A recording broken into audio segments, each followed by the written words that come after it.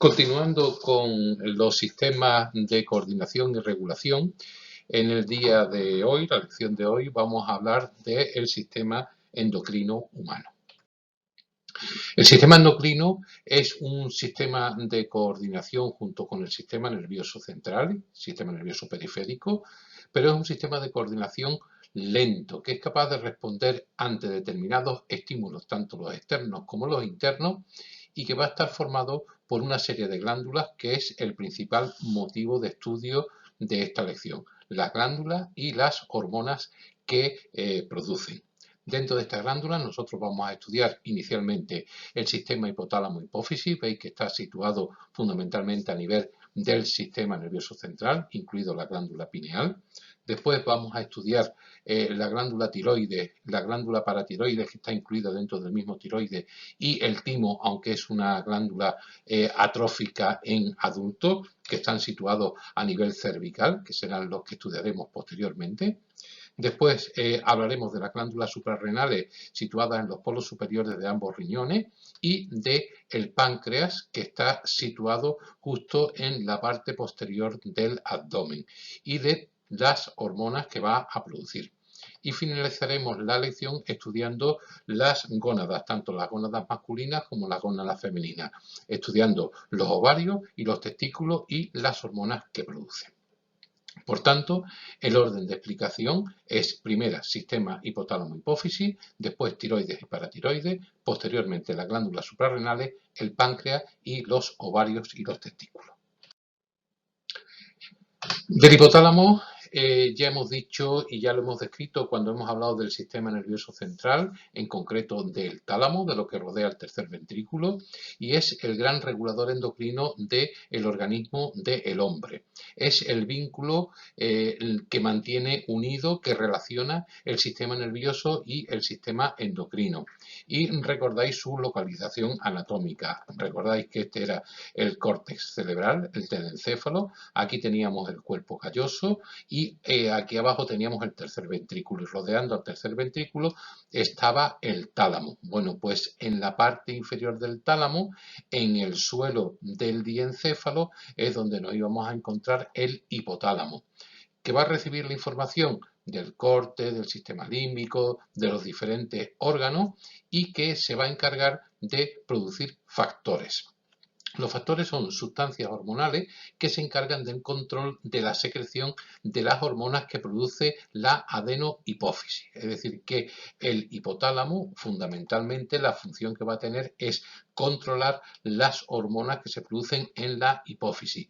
Pero además de segregar estos factores, también va a segregar propias hormonas que se van a producir, que se van a secretar, que se van a verter al torrente circulatorio en la neurohipófisis.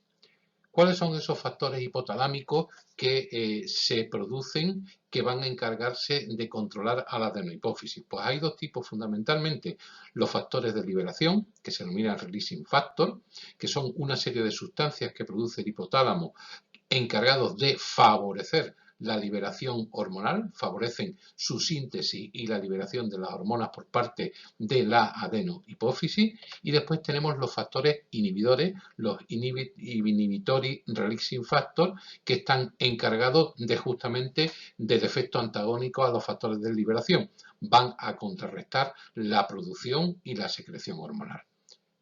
Por tanto, el hipotálamo se va a encargar de regular de alguna manera, mediante los factores, a la adenohipófisis, que es una parte de la hipófisis, que es la segunda glándula endocrina que vamos a estudiar.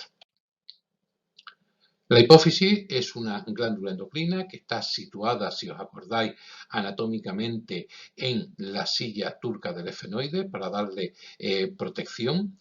Cuelga del hipotálamo literalmente y se une mediante una estructura anatómica que se llama tallo infundibular. Y en la hipófisis se afectan, se visualizan claramente dos lóbulos bien diferenciados. Aquí tendríamos todo lo que sería el hipotálamo. Estas serían los cuerpos neuronales, los somas neuronales de los diferentes tipos de hormonas, de las cuales va a haber unas neuronas secretoras que, como veis, van a ir para la parte posterior de la hipófisis, y otras neuronas que son neuronas productoras de los factores que van a ir hacia la parte anterior de la hipófisis. Bueno, pues esas dos partes bien diferenciadas es la adenohipófisis o lóbulo anterior de la hipófisis, que, como veis, va a producir, se va a comportar como cualquier glándula endocrina, produciendo hormonas tróficas que van a ir a parar al tallo, al torrente circulatorio. Veis que estas determinadas neuronas del hipotálamo se van a encargar de regular las secreciones de la hipófisis anterior. Pero existe otra segunda parte, que es la neurohipófisis o parte nerviosa o hipófisis posterior, que es una parte de la hipófisis que está directamente relacionada con el hipotálamo. Veis que son secreciones que producen directamente el hipotálamo y que también van a ser vertidas a sangre. Existe una tercera parte, un tercer lóbulo, que se llama lóbulo medio o parte intermedia, que carece de importancia en los humanos.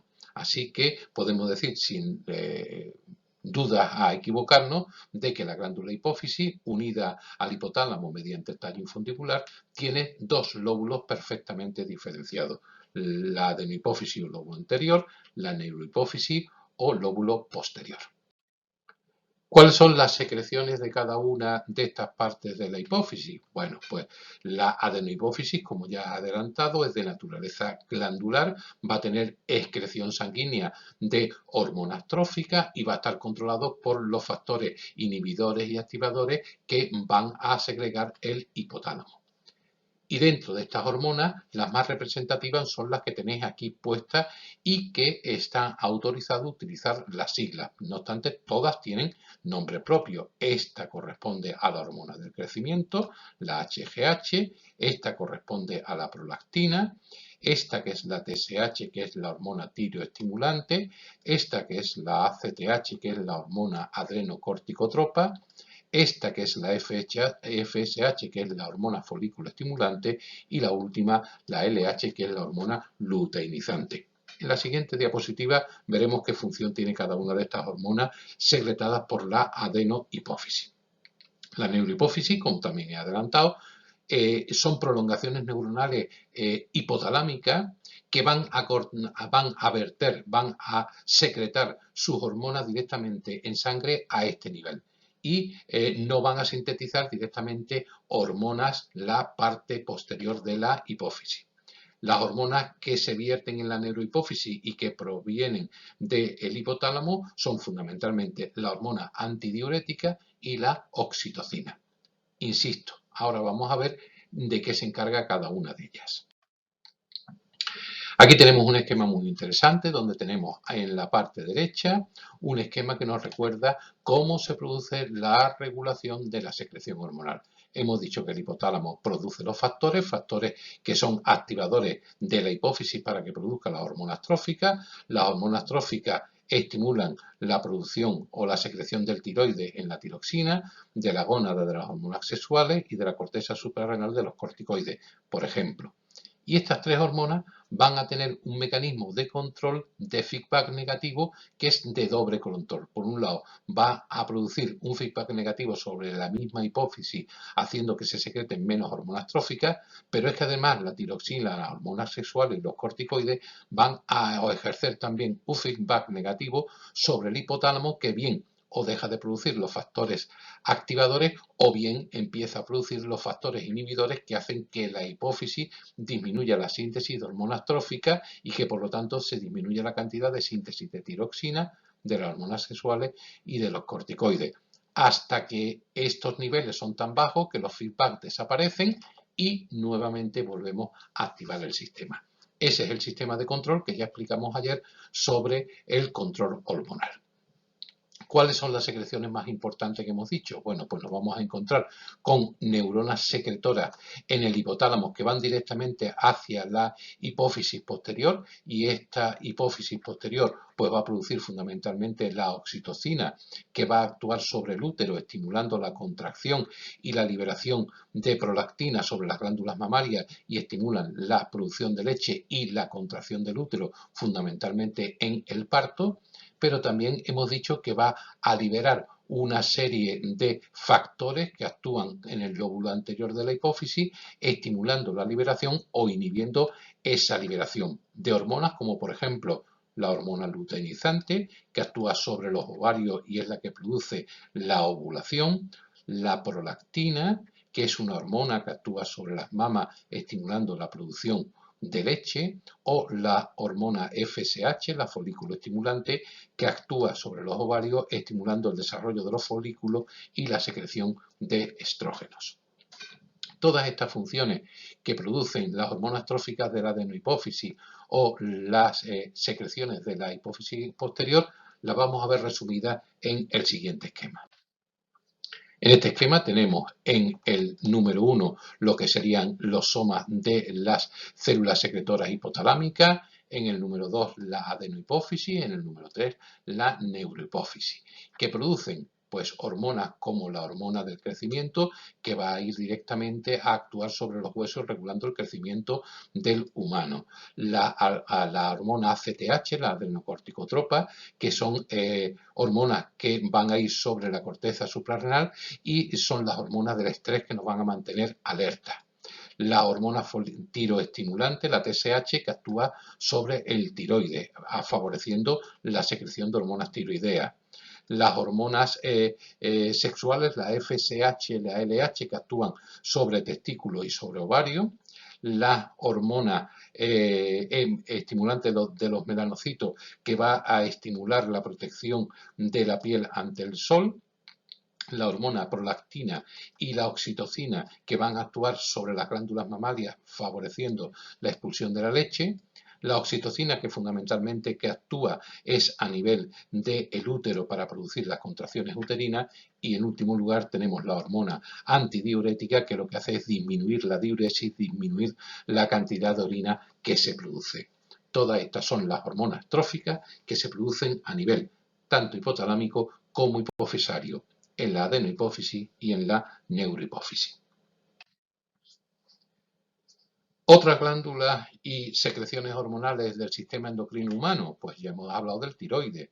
El tiroides es una estructura, como estáis viendo aquí en el dibujo, que está situado por delante, bajo la tráquea y anterior a la tráquea y la laringe. Tiene dos lóbulos, veis que tiene el lóbulo derecho, el lóbulo izquierdo, tiene una parte central que es el istmo y el lóbulo piramidal, y tiene un peso aproximado de 30 gramos y se encarga de producir fundamentalmente la hormona tirosina, la hormona tiroidea, la T3 y la T4, y también algo de calcitonina. Y otra hormona que está incluida dentro del tiroides, que son estos pequeños puntitos amarillos que tenemos aquí dibujados dentro en la parte interior del tiroides, recibe el nombre de paratiroides. La paratiroides se encargan de producir fundamentalmente una hormona que se llama la paratormona. ¿Y cuáles son las funciones de estas hormonas tiroideas? Pues mirad, la tiroxina es una hormona fundamental porque se va a encargar de regular toda la actividad metabólica. Es el gran director de orquesta que se encarga de dirigir el metabolismo celular. Controla tanto la producción como el consumo de toda la energía celular. Os podéis imaginar el gran trastorno metabólico que se puede producir cuando estas hormonas dejan de producirse. Y junto a la tiroxina, a las hormonas tiroideas, a la T3 y a la T4, que regulan, como digo, toda la actividad metabólica del ser humano, se encuentran la paratormona y la calcitonina. Son hormonas que están encargadas de la regulación del metabolismo de los huesos. Os recordáis que cuando estuvimos hablando del tejido nervioso dijimos que había una célula destructora, los osteoclastos, y otras constructoras que eran los osteoblastos. Bueno, pues la paratormona es la que va a guardar el equilibrio entre el funcionamiento de osteoblastos y osteoclastos, y un desequilibrio pues puede producir una osteoporosis osteoporosis, una degeneración, una falta de fortalecimiento de los huesos. Y se encarga también de la regulación de los niveles de calcio. Otras glándulas también importantes en el humano son las glándulas suprarrenales. Las glándulas suprarrenales son dos glándulas abdominales que se encuentran en la parte superior de ambos riñones. Hay una suprarrenal derecha y una suprarrenal izquierda. Esta es la aorta, estas son las arterias renales, este es el riñón derecho, este es el riñón izquierdo y aquí tenemos las glándulas suprarrenales. Las glándulas suprarrenales, tanto en su funcionamiento como estructuralmente, tiene dos partes totalmente distintas. La médula, que es la parte central, y la corteza, que es la parte más superficial. La médula adrenal produce fundamentalmente adrenalina y noradrenalina. La corteza adrenal produce fundamentalmente cortisol y aldosterona. La adrenalina es la hormona del estado de alerta. Se secreta cuando hay un estado de peligro o un estado de estrés y lo que hace es incrementar ese estado de alerta para que podamos resolver esa alarma. ¿Qué es lo que hace? Pues aumenta la frecuencia cardíaca, taquicardia, con el objetivo de que llegue más sangre a los órganos fundamentalmente musculares por si hay que huir, produce un aumento de la frecuencia respiratoria, una taquipnea. ¿Por qué? Pues para aumentar la cantidad de oxígeno que tiene que llegar a esas células, produce una dilatación de las pupilas, una midriasis, aumenta la tensión arterial, todo con el objetivo de que se pueda solucionar ese estado de alerta. La noradrenalina hace todo lo contrario, son los efectos relajantes cuando no existe ningún estado de alerta. La corteza pues va a producir fundamentalmente los corticoides, el cortisol. Mirad, el corticoide es una sustancia que produce en nuestro organismo que es fundamental porque es un antiinflamatorio natural, el más potente que existe, y también es una sustancia que va a modular, que va a regular la reacción inmune, la reacción de defensa contra determinadas agresiones por microorganismos. Por lo tanto, veis que el corticoide, más que bajando la inflamación y haciendo de inmunomodulador, tendría funciones más que sobresalientes. Pero es que además los corticoides también regulan, junto con el tiroides, el metabolismo del agua, el metabolismo de los glúcidos, el metabolismo de los lípidos y el metabolismo de las proteínas. Por lo tanto, veis que son un grupo de hormonas adrenales de especial importancia. Y nos queda finalmente la aldosterona, que se encarga de las regulaciones de los niveles de sodio y potasio. Sabéis y habéis visto la importancia que tiene para el sistema nervioso los niveles adecuados de sodio y potasio, y en este caso es la aldosterona la hormona encargada de su regulación y del control de la tensión arterial según los niveles de sodio y de potasio. Para ir finalizando, otra de las principales glándulas de nuestro organismo es el páncreas, que ya hemos estudiado algo de él. Es una glándula de secreción mixta, dijimos que era una glándula apocrina, que está situada en la parte retroperitoneal, es una víscera abdominal y que se va a encargar, aquí tenéis el dibujo del páncreas, aquí tenéis la vesícula biliar y aquí tenéis el duodeno, y el páncreas vierte al duodeno sus fermentos digestivos, es decir, la secreción exocrina, pero también tiene una secreción endocrina, tiene estos pequeños islotes donde tienen tres tipos de células, las células beta que se van a encargar de producir insulina, que es el principal regulador de los niveles de glucosa en el organismo, las células alfa van a producir glucagón que dan el efecto contrario a la insulina, y existe un tercer tipo de células pancreáticas que van a producir la somatostatina. Bueno, pues estas secreciones sí son secreciones endocrinas porque van a ir directamente a los vasos sanguíneos. Y terminamos hablando de las principales glándulas y hormonas de la esfera sexual. Son hormonas que están producidas por la gónada y que evidentemente serán diferentes dependiendo del sexo biológico al que nos estamos refiriendo. Para la mujer, las hormonas gonadales fundamentales son los estrógenos y la progesterona. Para los varones, las hormonas masculinas por excelencia son los andrógenos. Ilustro esta diapositiva con esta imagen que volveremos a ver cuando hablemos de la reproducción, para que entendáis que el ciclo menstrual de la mujer y la ovulación está directamente relacionada con las hormonas, tanto con las hormonas de la hipófisis como con las hormonas ováricas.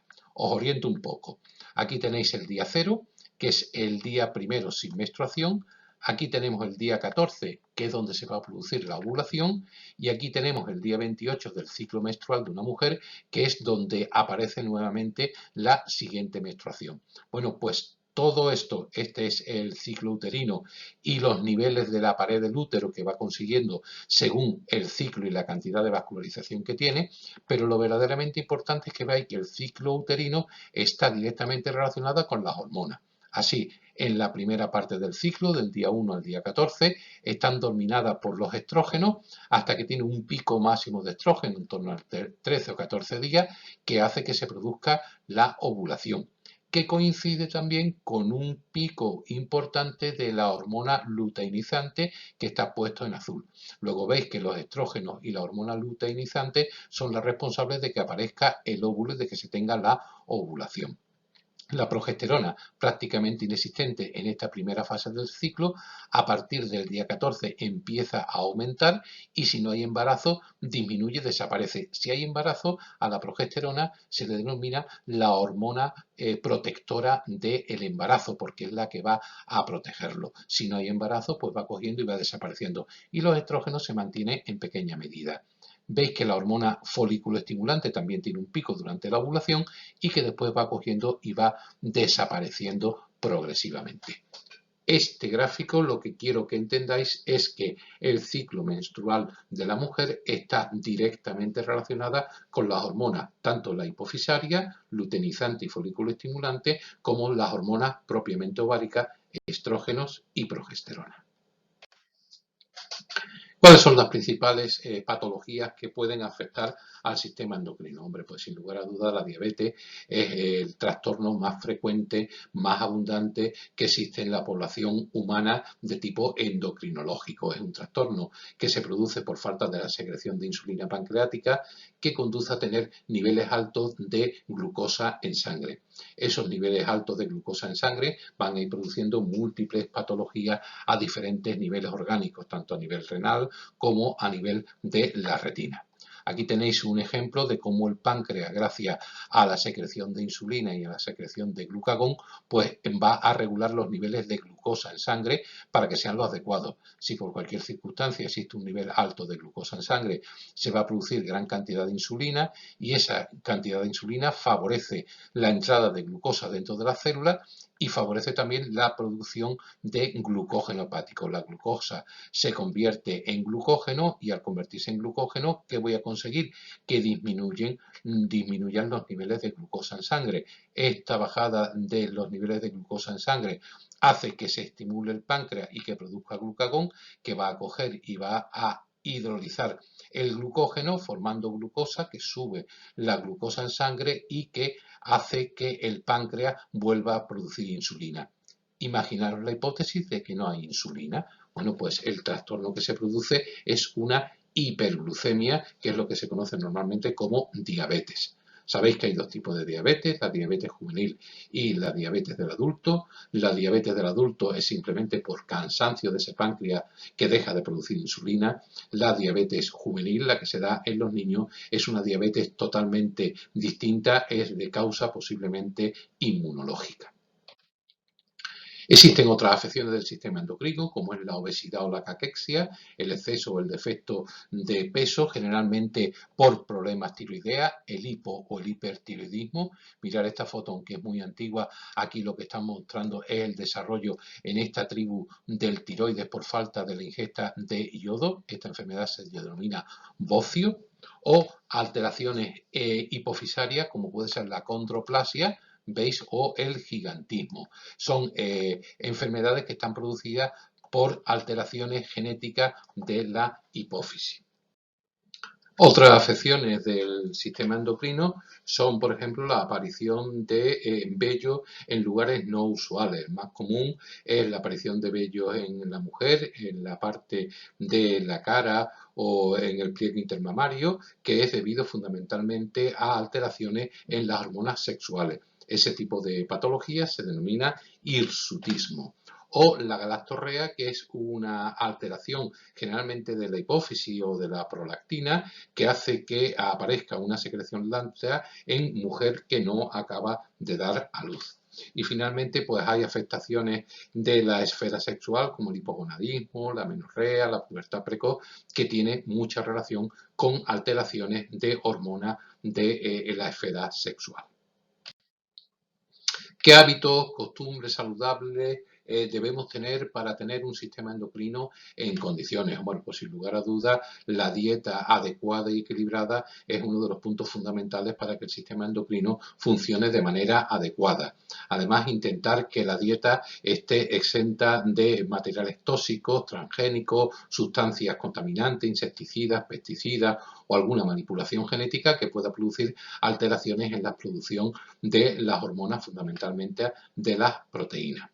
Es importante también pues, las revisiones periódicas de las cifras de glucosa en sangre, ya que hemos dicho que la diabetes es una de las principales afecciones que puede aparecer con mayor prontitud y con mayor certeza en casos con antecedentes familiares, sobre todo de diabetes tipo 1 o de diabetes de tipo infantil o juvenil.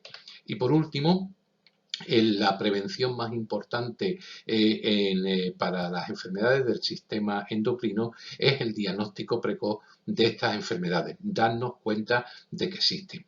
Para eso, ante cualquier síntoma raro, ante cualquier tipo de alteración no habitual, conviene consultar con el especialista. No os calléis ante cualquier tipo de alteración rara con la menstruación, con la relación, con el desarrollo sexual, con la cantidad de orina, con algún tipo de dolor o con algún tipo de molestia. Ante cualquier síntoma no habitual, debéis de consultar primero con vuestro médico de atención primaria, que él sabrá distinguir si hay algún tipo de afectación del sistema endocrino e intentará hacer un diagnóstico lo más rápidamente posible. Si no, os remitirá al especialista, que es el endocrinólogo. Bueno, pues con esto llegamos al final del estudio de este largo tema de los sistemas de coordinación y regulación. Esto no lo tendría que poner, no lo tendría que decir, pero vamos a hacer una especie de resumen general de cuadros que ya hemos visto para que os quede perfectamente claro cuáles son las diferencias entre los dos sistemas de coordinación, el sistema endocrino y el sistema nervioso. Dijimos que existían, que existen diferencias anatómicas. Diferencias anatómicas son claras y evidentes. El sistema nervioso está formado por el sistema nervioso central, el sistema nervioso periférico y el sistema nervioso vegetativo. El sistema nervioso central tiene una ubicación anatómica concreta, sistema encéfalo y médula espinal. El sistema nervioso periférico lo forman todos los ganglios nerviosos y los nervios periféricos. Y el sistema nervioso autónomo vegetativo son centros medulares, centros vulvares, inclusive dos sistemas, el simpático y el parasimpático, que van acompañando al sistema periférico. Por contra, el sistema endocrino no tiene una localización anatómica concreta como el sistema nervioso, sino que está formada por una serie de glándulas de secreción interna que fabrican una serie de sustancias que son las hormonas. Si la sustancia se vierte al exterior son las glándulas exocrinas, nosotros las más importantes son las glándulas endocrinas que vierten esa sustancia, esas hormonas al interior, al torrente circulatorio, y van a actuar como catalizadores que regulan los diferentes procesos metabólicos.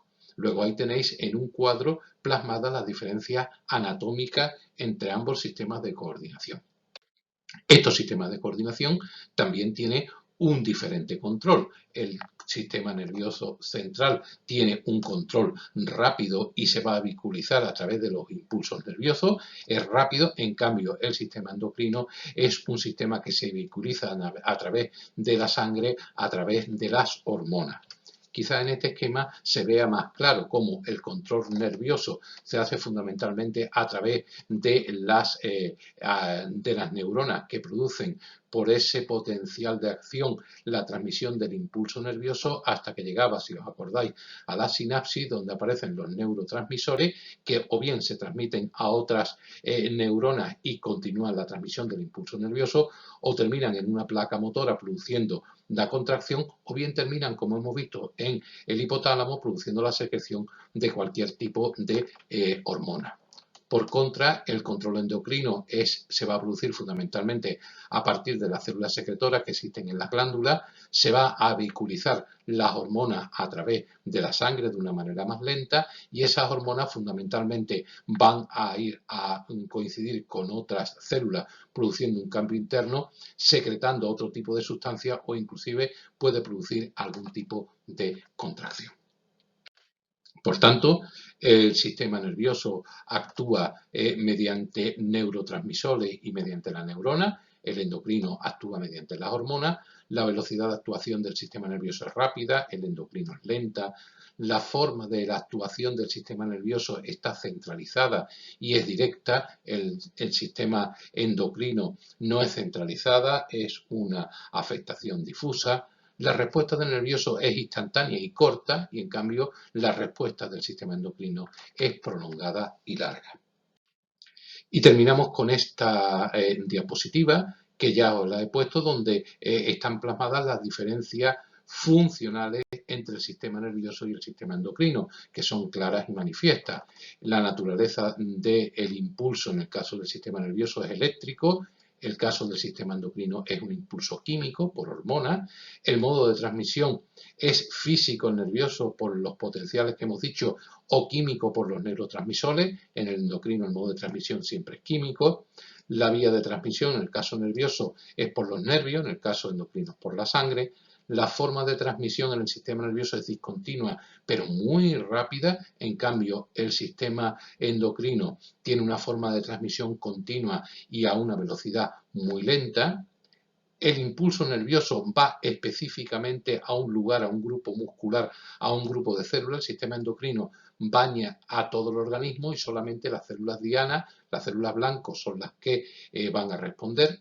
La respuesta que produce el sistema nervioso es una respuesta motora corta y rápida, en cambio el sistema endocrino va a producir una respuesta metabólica lenta y mantenida. Y los procesos van a ser regulados a corto plazo, en el caso del sistema nervioso para el movimiento y en el caso del sistema endocrino van a ser regulados a largo plazo por el crecimiento. Y con esto tenemos terminado el tema de los sistemas de coordinación humana.